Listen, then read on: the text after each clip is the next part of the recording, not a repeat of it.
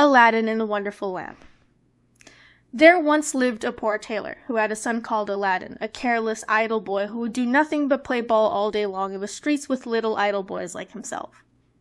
This so grieved the father that he died, yet, in spite of his mother's tears and prayers, Aladdin did not mend his ways. One day, when he was playing in the streets as usual, a stranger asked him his age, and if he was not the son of Mustapha the tailor. "I am, sir," replied Aladdin, "but he died a long while ago." On this the stranger, who was a famous African magician, fell on his neck and kissed him, saying, "I'm your uncle, and knew you from your likeness to my brother. Go to your mother and tell her I am coming." Aladdin ran home and told his mother of his newly found uncle. "Indeed, child," she said, "your father had a brother, but I always thought he was dead." However, she prepared supper, and bade Aladdin seek his uncle, who came laden with wine and fruit. He presently fell down and kissed the place where Mustapha used to sit, bidding Aladdin's mother not to be surprised at not having seen him before, as he had been 40 years out of the country. He then turned to Aladdin and asked him his trade, at which the boy hung his head, while his mother burst into tears. On learning that Aladdin was idle and would learn no trade, he offered to take a shop for him and stock it with merchandise. Next day he bought Aladdin a fine suit of clothes, and took him all over the city, showing him the sights, and brought him home at nightfall to his mother, who was overjoyed to see her son so fine. The next day the magician led Aladdin into some beautiful gardens, a long way outside the city gates. They sat down by a fountain, and the magician pulled a cake from his girdle, which he divided between them.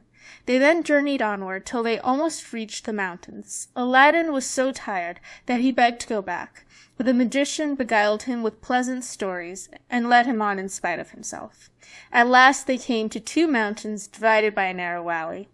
"We will go no farther," said the false uncle. "I will show you something wonderful. Only do you gather up sticks while I kindle a fire." When it was lit, the magician threw on it a powder he had about him, at the same time saying some magical words. The earth trembled a little and opened in front of them, disclosing a square, flat stone with a brass ring in the middle to raise it by. Aladdin tried to run away, but the magician caught him and gave him a blow that knocked him down. "What have I done, uncle?" he said piteously, whereupon the magician said more kindly, "Fear nothing, but obey me. Beneath this stone lies a treasure which is to be yours, and no one else may touch it, so you must do exactly as I tell you." At the word treasure, Aladdin forgot his fears, and grasped the ring as he was told, saying the names of his father and grandfather. The stone came up quite easily, and some steps appeared. "Go down," said the magician. "At the foot of those steps you will find an open door leading into 3 large halls. Tuck up your gown and go through them without touching anything, or you will die instantly. These halls lead into a garden of fine fruit trees. Walk on until you come to a niche in a terrace where stands a lighted lamp. Pour out the oil it contains and bring it to me." He drew a ring from his finger and gave it to Aladdin, bidding him prosper. Aladdin found everything as the magician had said, gathered some fruit off the trees, and, having got the lamp, arrived at the mouth of the cave. The magician cried out in a great hurry, "Make haste and give me the lamp." This Aladdin refused to do until he was out of the cave. The magician flew into a terrible passion, and throwing some more powder onto the fire, he said something, and the stone rolled back into its place. The magician left Persia forever, which plainly showed that he was no uncle of Aladdin's, but a cunning magician, who had read in his magic books of a wonderful lamp which would make him the most powerful man in the world. Though he alone knew where to find it, he could only receive it from the hand of another. He had picked out the foolish Aladdin for this purpose, intending to get the lamp and kill him afterward. For 2 days Aladdin remained in the dark, crying and lamenting. At last he clasped his hands in prayer, and in so doing rubbed the ring, which the magician had forgotten to take from him. Immediately an enormous and frightful genie rose out of the earth, saying, "What wouldst thou with me? I am the slave of the ring, and will obey thee in all things." Aladdin fearlessly replied, "Deliver me from this place," whereupon the earth opened, and he found himself outside. As soon as his eyes could bear the light, he went home, but fainted on the threshold. When he came to himself, he told his mother what had passed, and showed her the lamp and the fruits he had gathered in the garden, which were in reality precious stones. He then asked for some food. "Alas, child," she said, "I have nothing in the house, but I have spun a little cotton and will go and sell it." Aladdin bade her keep her cotton, for he would sell the lamp instead. As it was very dirty, she began to rub it, that it might fetch a higher price. Instantly a hideous genie appeared, and asked what she would have. She fainted away, but Aladdin, snatching the lamp, said boldly, "Fetch me something to eat." The genie returned with a silver bowl, 12 silver plates containing rich meats, 2 silver cups, and 2 bottles of wine. Aladdin's mother, when she came to herself, said, "Whence comes this splendid feast? Ask not, but eat," replied Aladdin. So they sat at breakfast till it was dinner time, and Aladdin told his mother about the lamp. She begged him to sell it, and have nothing to do with devils. "No," said Aladdin, "since chance hath made us aware of its virtues, we will use it, and the ring likewise, which I shall always wear in my finger." When they had eaten all the genie had brought, Aladdin sold one of the silver plates, and so on until none were left. He then had recourse to the genie, who gave him another set of plates, and thus they lived for many years. One day Aladdin heard an order from the Sultan proclaim that everyone was to stay at home and close his shutters while the princess, his daughter, went to and from the bath. Aladdin was seized by desire to see her face, which was very difficult, as she always went veiled. He hid himself behind the door of the bath, and peeped through a chink. The princess lifted her veil as she went in, and looked so beautiful that Aladdin fell in love with her at first sight.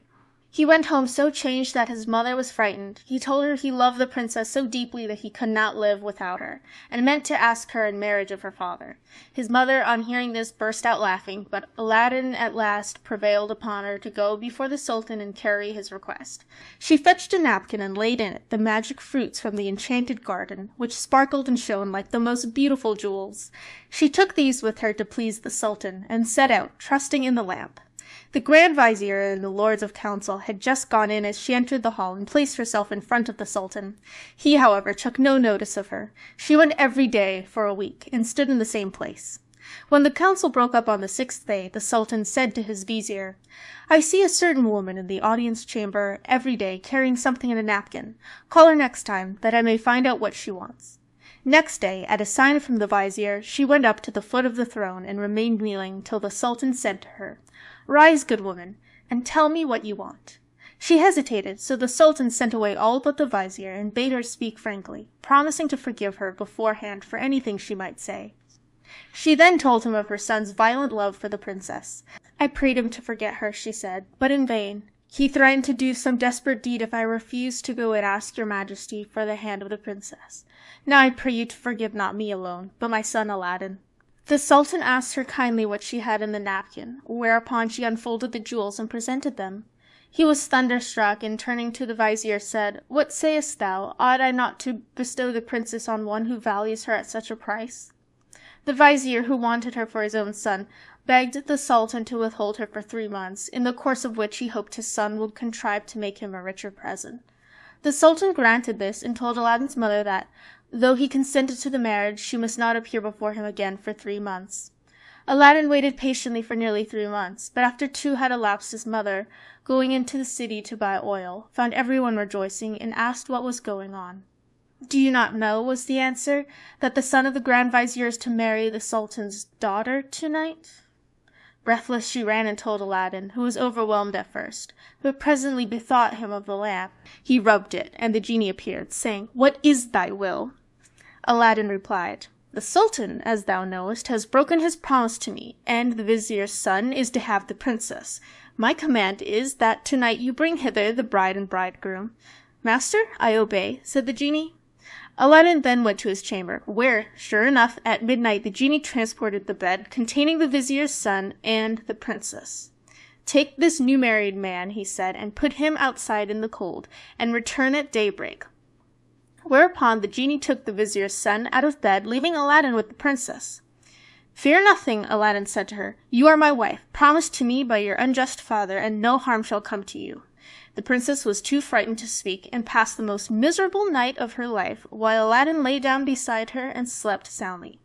At the appointed hour the genie fetched in the shivering bridegroom, laid him in his place, and transported the bed back to the palace. Presently the Sultan came to wish his daughter good morning. The unhappy Vizier's son jumped up and hid himself, while the princess would not say a word, and was very sorrowful. The Sultan sent her mother to her, who said, "How comes it, child, that you will not speak to your father? What has happened?" The princess sighed deeply, and at last told her mother how, during the night, the bed had been carried into some strange house, and what had passed there. Her mother did not believe her in the least, but bade her rise and consider it an idle dream. The following night, exactly the same thing happened, and next morning, on the princess's refusal to speak, the sultan threatened to cut off her head. She then confessed all, bidding him to ask the vizier's son if it were not so. The sultan told the vizier to ask his son who owned the truth, adding that, dearly as he loved the princess, he had rather die than go through another such fearful night, and wished to be separated from her. His wish was granted, and there was an end to feasting and rejoicing. When the 3 months were over, Aladdin sent his mother to remind the sultan of his promise. She stood in the same place as before, and the sultan, who had forgotten Aladdin, at once remembered him and sent for her. On seeing her poverty, the sultan felt less inclined than ever to keep his word, and asked his vizier's advice, who counseled him to set so high a value on the princess that no man living could come up to it. The sultan then turned to Aladdin's mother, saying, "Good woman, a sultan must remember his promises, and I will remember mine. But your son must first send me 40 basins of gold brimful of jewels, carried by 40 black slaves, led by as many white ones, splendidly dressed. Tell him that I await his answer." The mother of Aladdin bowed low and went home, thinking all was lost. She gave Aladdin the message, adding, "He may wait long enough for your answer." "Not so long, mother, as you think," her son replied. "I would do a great deal more than that for the princess." He summoned the genie, and in a few moments the 80 slaves arrived, and filled up the small house and garden. Aladdin made them set out to the palace, 2 and 2, followed by his mother. They were so richly dressed, with such splendid jewels in their girdles, that everyone crowded to see them, and the basins of gold they carried on their heads. They entered the palace, and after kneeling before the sultan, stood in a half circle round the throne with their arms crossed, while Aladdin's mother presented them to the sultan. He hesitated no longer, but said, "Good woman, return and tell your son that I wait for him with open arms." She lost no time in telling Aladdin, bidding him make haste. But Aladdin first called the genie. "I want a scented bath," he said, "a richly embroidered habit, a horse surpassing the sultan's, and 20 slaves to attend me. Besides this, 6 slaves beautifully dressed to wait on my mother. And lastly, 10,000 pieces of gold in 10 purses." No sooner said than done.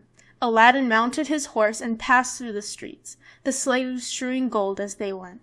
Those who had played with him in his childhood knew him not, he had grown so handsome. When the sultan saw him, he came down from his throne, embraced him, and led him into a hall where a feast was spread, intending to marry him to the princess that very day. But Aladdin refused, saying, "I must build a palace fit for her," and took his leave.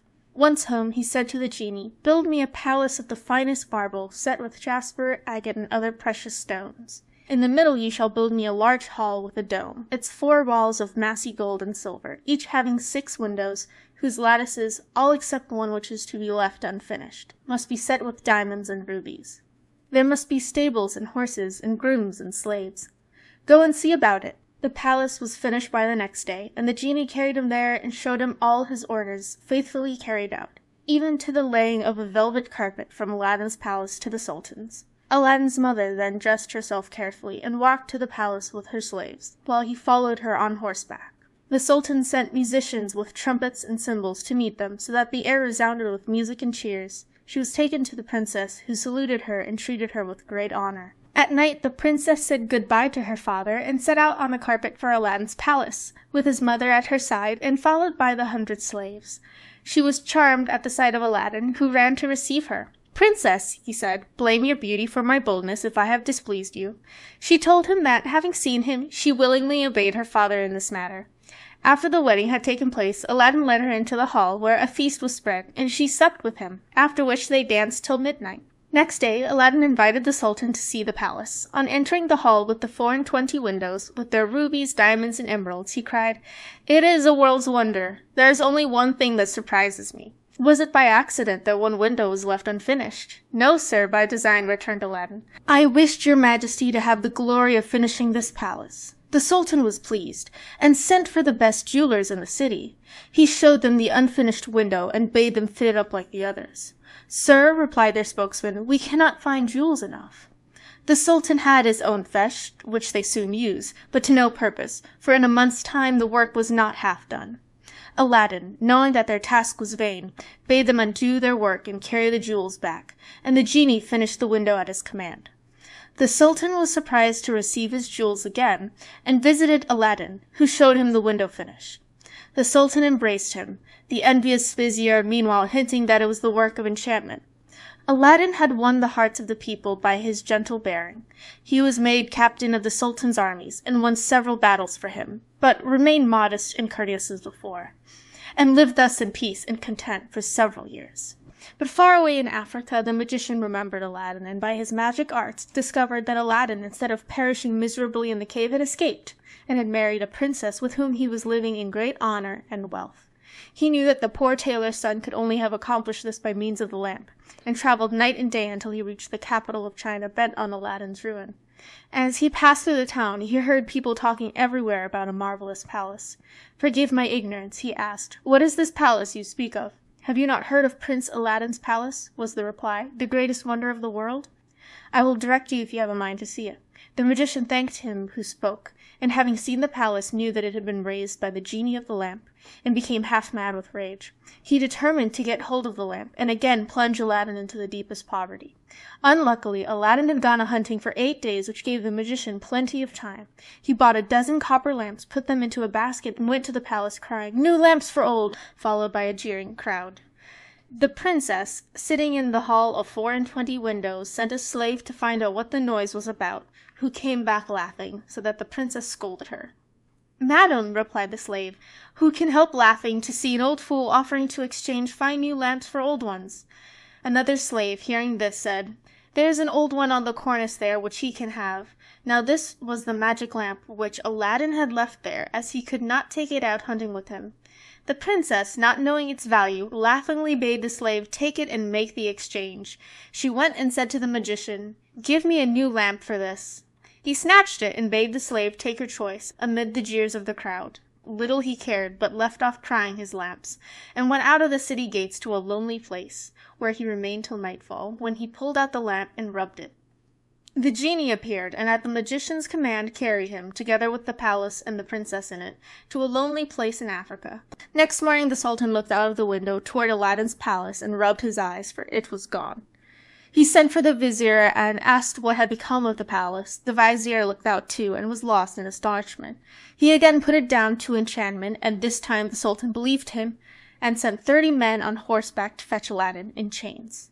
They met him riding home, bound him, and forced him to go with them on foot. The people, however, who loved him, followed, armed, to see that he came to no harm. He was carried before the Sultan, who ordered the executioner to cut off his head. The executioner made Aladdin kneel down, bandaged his eyes, and raised his scimitar to strike. At that instant the vizier, who saw that the crowd had forced their way into the courtyard, and were scaling the walls to rescue Aladdin, called to the executioner to stay his hand. The people indeed looked so threatening that the Sultan gave way and ordered Aladdin to be unbound, and pardoned him in the sight of the crowd. Aladdin now begged to know what he had done. "False wretch," said the Sultan, "come thither," and showed him from the window the place where his palace had stood. Aladdin was so amazed that he could not say a word. "Where is my palace and my daughter?" demanded the Sultan. "For the first I am not so deeply concerned, but my daughter I must have, and you must find her or lose your head." Aladdin begged for 40 days in which to find her, promising, if he failed, to return and suffer death at the Sultan's pleasure.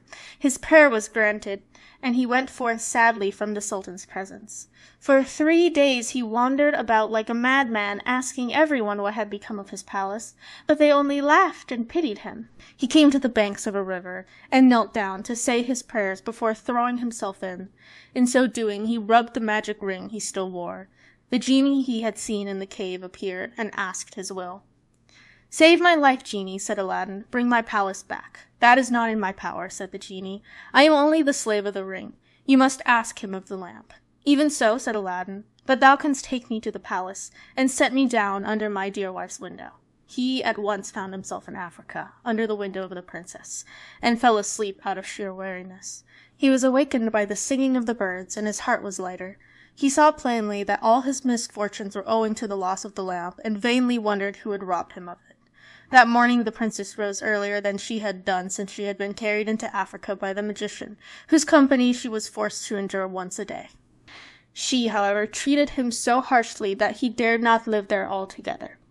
As she was dressing, one of her women looked out and saw Aladdin. The princess ran and opened the window, and at the noise she made Aladdin looked up. She called to him to come to her, and great was the joy of these lovers at seeing each other again. After he had kissed her, Aladdin said, "I beg of you, princess, in God's name, before we speak of anything else, for your own sake and mine, tell me that has become of an old lamp I left on the cornice in the hall of 24 windows, when I went a-hunting." "Alas," she said, "I am the innocent cause of our sorrows," and told him of the exchange of the lamp. "Now I know," cried Aladdin, "that we have to thank the African magician for this." "Where is the lamp?" "He carries it about with him," said the princess. "I know, for he pulled it out of his breast to show me. He wishes me to break my faith with you and marry him, saying that you were beheaded by my father's command. He is forever speaking ill of you, but I only reply by my tears. If I persist, I doubt not but he will use violence." Aladdin comforted her, and left her for a while. He changed clothes with the first person he met in the town, and having bought a certain powder, returned to the princess, who let him in by a little side door. "Put on your most beautiful dress," he said to her, and receive the magician with smiles, leading him to believe that you have forgotten me. "Invite him to sup with you, and say you wish to taste the wine of his country. He will go for some, and while he is gone I will tell you what to do." She listened carefully to Aladdin, and when he left she arrayed herself gaily for the first time since she left China. She put on a girdle and head-dress of diamonds, and, seeing in a glass that she was more beautiful than ever, received the magician, saying, to his great amazement, "I have made up my mind that Aladdin is dead, and that all my tears will not bring him back to me, so I am resolved to mourn no more, and have therefore invited you to sup with me, but I am tired of the wines of China, and would fain taste those of Africa." The magician flew to his cellar, and the princess put the powder Aladdin had given her in her cup. When he returned, she asked him to drink her health in the wine of Africa, handing him her cup in exchange for his, as a sign she was reconciled to him. Before drinking, the magician made her a speech in praise of her beauty, but the princess cut him short, saying, "Let us drink first, and you shall say what you will afterward." She set her cup to her lips and kept it there, while the magician drained his to the dregs and fell back lifeless. The princess then opened the door to Aladdin and flung her arms round his neck, but Aladdin put her away, bidding her leave him, as he had more to do. He then went to the dead magician, took the lamp out of his vest, and bade the genie carry the palace and all in it back to China. This was done, and the princess in her chamber only felt 2 little shocks, and little thought she was at home again. The sultan, who was sitting in his closet, mourning for his lost daughter, happened to look up, and rubbed his eyes, for there stood the palace as before. He hastened thither, and Aladdin received him in the hall of the 24 windows, with the princess at his side. Aladdin told him what had happened, and showed him the dead body of the magician, that he might believe. A 10-days' feast was proclaimed, and it seemed as if Aladdin might now live the rest of his life in peace. But it was not to be. The African magician had a younger brother, who was, if possible, more wicked and more cunning than himself. He traveled to China to avenge his brother's death, and went to visit a pious woman called Fatima, thinking she might be of use to him. He entered her cell, and clapped a dagger to her breast, telling her to rise and do his bidding on pain of death. He changed clothes with her, colored his face like hers, put on her veil, and murdered her, that she might tell no tales. Then he went toward the palace of Aladdin, and all the people, thinking he was the holy woman, gathered round him, kissing his hands and begging his blessing. When he got to the palace, there was such a noise going on round him, that the princess bade her slave look out of the window and ask what was the matter. The slave said it was the holy woman, curing people by her touch of their ailments. Whereupon the princess, who had long desired to see Fatima, sent for her. On coming to the princess, the magician offered up a prayer for her health and prosperity. When he had done, the princess made him sit by her, and begged him to stay with her always. The false Fatima, who wished for nothing better, consented, but kept his veil down for fear of discovery. The princess showed him the hall, and asked him what he thought of it. "It is truly beautiful," said the false Fatima. "In my mind it wants but one thing." "And what is that?" said the princess. "If only a roc's egg," replied he, "were hung up from the middle of this dome, it would be the wonder of the world." After this the princess could think of nothing but the roc's egg, and when Aladdin returned from hunting, he found her in a very ill humor. He begged to know what was amiss, and she told him that all her pleasure in the hall was spoiled for the want of a roc's egg hanging from the dome. "If that is all," replied Aladdin, you shall soon be happy." He left her and rubbed the lamp, and when the genie appeared, commanded him to bring a roc's egg. The genie gave such a loud and terrible shriek that the hall shook. "Wretch!" he cried, "is it not enough that I have done everything for you? But you must command me to bring my master and hang him up in the midst of this dome. You and your wife in your palace deserve to be burnt to ashes. But that this request does not come from you, but from the brother of the African magician, whom you destroyed. He is now in your palace disguised as the holy woman, whom he murdered. He it was who put that wish into your wife's head. Take care of yourself, for he means to kill you." So saying, the genie disappeared. Aladdin went back to the princess, saying his head ached, and requesting that the holy Fatima should be fetched to lay her hands on it. But when the magician came near, Aladdin, seizing his dagger, pierced him to the heart. "What have you done?" cried the princess. "You have killed the holy woman." "Not so," replied Aladdin, "but a wicked magician," and told her of how she had been deceived. After this, Aladdin and his wife lived in peace. He succeeded the Sultan when he died, and reigned for many years, leaving behind him a long line of kings.